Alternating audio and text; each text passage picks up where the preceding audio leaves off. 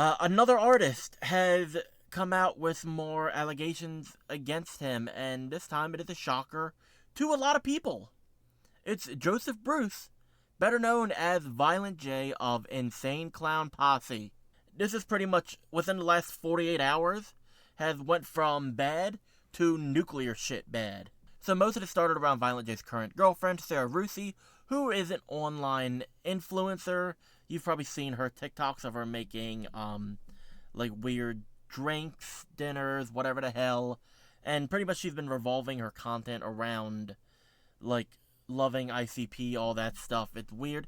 But she also does adult content. Now, I'm not shaming adult content workers. You do you. Get that bag. But it's what she does in all of her content. It's And I don't know how to fully describe it, but a lot of people have just said basically childish. And acting not her age and weird.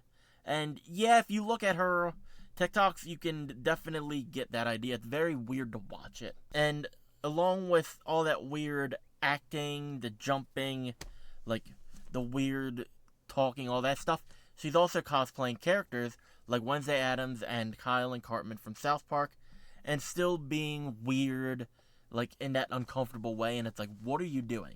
A lot of people have said she is doing something that is called pedobaiting, and people started looking very odd at Violent J for dating her, especially since they have like a 20-year age gap. So there's already that creepy stuff around Jay and just being a very oddball person, whatever.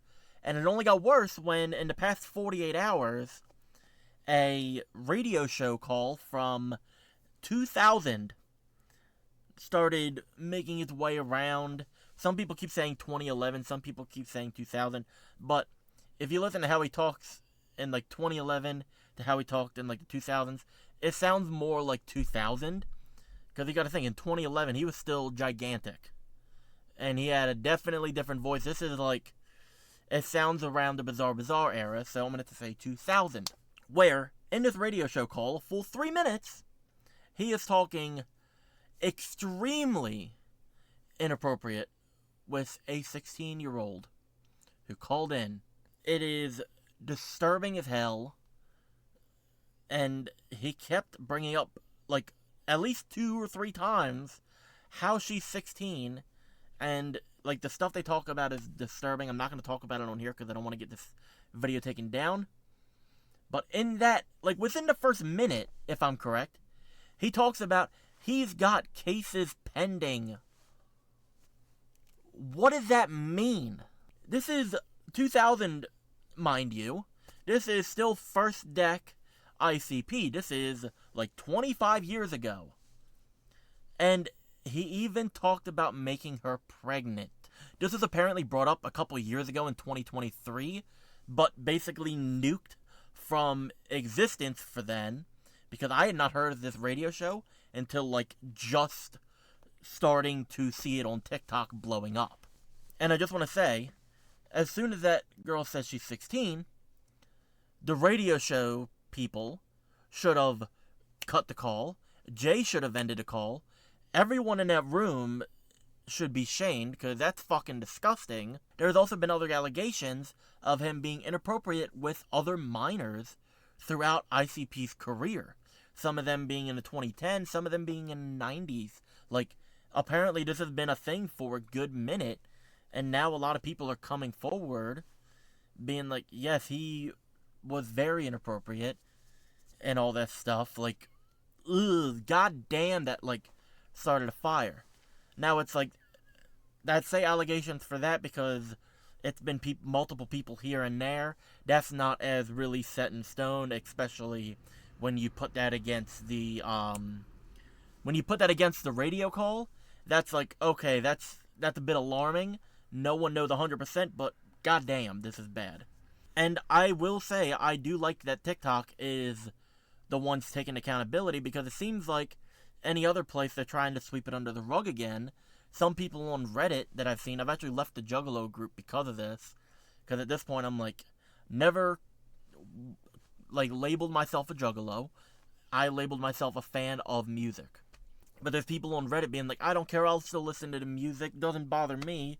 separating art from artist. There's a difference if an artist said something like bad a couple decades ago and you're like, oh, well, that's a separate art from artist. That's up to whoever it is. But this isn't just saying something bad. This is, like, these are serious allegations. Like, this is big time crazy shit. And people are also looking into their lyrics that he has sung in the songs being wildly suggestive. Now, within their songs, it is, like, known that they have pretty much set their position as, in the songs, they're either portraying it from the bad person's side, or they are attacking the bad people in the songs. So it's like, that's always been kind of like the, I don't want to say scapegoat, but that's been kind of like the defense of their storytelling. They're attacking the people in the songs that are bad and all that stuff. But a lot of people seem to want to pinpoint their lyrics, especially from the song The Ned Game off of the Great Milenko album in 97, where Violent J says something very suggestive about, again, a minor in the song. That's always been the one where I'm like, how did people not see this earlier with the song Lil Something Something from the Riddlebox album in 1995? Which, as I'm going to say, as someone who does love the Riddlebox album, I will say that's one of their best albums. This song has always been very uncomfortable to listen to, and this is a skip for me. It's very weird to listen to. I don't like it. One thing that no one seems to be bringing up, mainly because they could either be newcomers into the Juggalo scene, or they just don't really try to put two and two together, is ICP is pretty much the only artist left on Psychopathic Records. Like, even Ouija has his own. It's Chapter 17, even though it's like a sub-label. Same with, like, what is it, Hoodoo had his sub-label, Eardrug Music. So it's like, there's been sub-labels, but, like, they said pretty much the only psychopathic people are ICP, and then, like, Jumpsteady just is one of the runners of Psychopathic. A majority of their artists that made it a powerhouse jumped ship over a decade ago. No one seems to be, like, bringing this up in this conversation, with Twiztid leaving in 2012, and then Blaze, I think, in 2013, and then so on and so forth. Like, within the next couple years, a lot of the artists pretty much leaving, like, post-haste. I would say by end 2016, pretty much everyone that was Psychopathic is now on Twiztid's label, Magic Ninja Entertainment, with the groups being Twiztid, Blaze, Boondocks, Axe Murder Boys at the end of, like, 2016.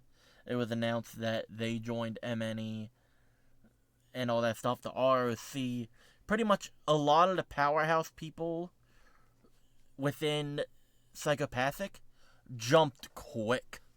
And we have never gotten a definite answer. It's always been very flip-floppy. People saying, like, it's like a he said, she said type of thing. Like, ICP is like, oh, they don't care about the family. Twiztid being like, we either want creative freedom, all that stuff. It's been very flip-floppy from everyone. There has never been, that I know of, a 100% direct response as to why they left. There has never been a 100% reasoning to why any artist left, which I think is very odd, especially Twiztid, because that's like, I would say if you're thinking of Psychopathic, it's like ICP and then Twiztid, like, right under them. Like, that's like the second, like, of the four horsemen that make up, like, the powerhouse of Psychopathic at that time, and then they just all of a sudden one day, like, disappear out of nowhere. They did try to do that in 2003, but it was, like, very short-lived, and then after a decade of that, and then all of a sudden they just disappear.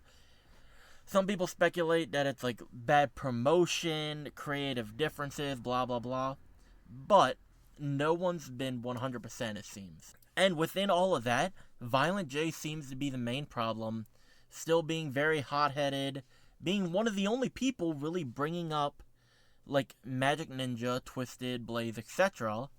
Like, Shaggy, here and there, he kind of, like, he's the one that more responds to people asking, but Jay seems to be the one that brings it up more, if that makes sense. What if the reason they left is because of Jay's very problematic behavior, and the reason they cannot 100% discuss the reason for leaving is because of maybe some NDAs or something legally binding them? Like, what if this is, like, a big thing that we will not know about for a while, unless something, like a whistleblower, pops out? Now, at this point, kind of like in my last Gathering video, I'd say just don't support him anymore. Because this isn't just, oh, this is semi-problematic. No, this is like, holy hell, this is bad. I would say, don't support them. Don't stream their music. Don't buy their merch from official stores. Buy that shit bootlegged or secondhand on other sites.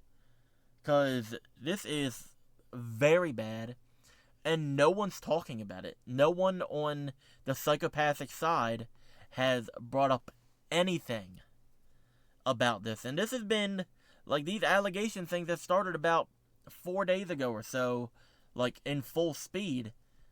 So they've had time, and then everyone involved, like Jay, Shaggy, Jay's girl Sarah, they're just posting like nothing's happening. They're just, like, they're, again, kicking this under the rug.